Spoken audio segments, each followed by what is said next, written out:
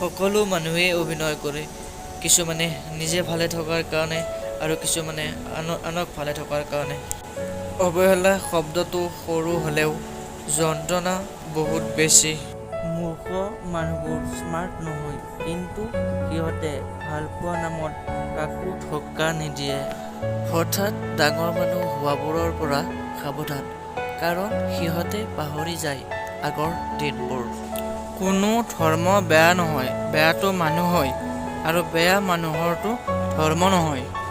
কাৰোবাক কন্দোৱাৰ আগত এটা কথা মনত ৰাখিবা, চকু পানীও অভিশাপ দিয়ে। আঘাত পাহৰি গ'লেও যিয়ে আঘাত দিয়ে তাক কেতিয়াও পাহৰিব পৰা নাযায়। উপেক্ষা সকলো কৰিব নোৱাৰে, যিয়ে পাৰে তাৰ ভালপোৱা কেতিয়াও মিছা হ'ব নোৱাৰে।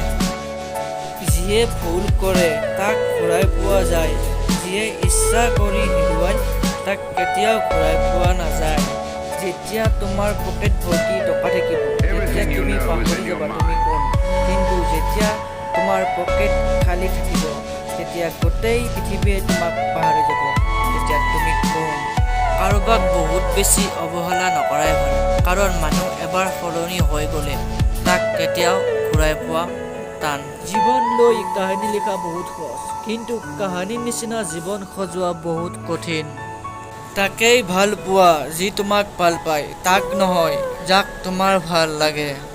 সুখত থকা মানুহবোৰে নুবুজে কষ্ট কি, সপোন দেখা মানুহবোৰে নুবুজে বাস্তৱতা কি। কোনোবাই আঘাত দিলে নাকান্দিবা, দুটা কাম কৰা, তাক ক্ষমা কৰি দিয়া, ভগৱানে তোমাক সমস্ত পাপ ক্ষমা কৰিব।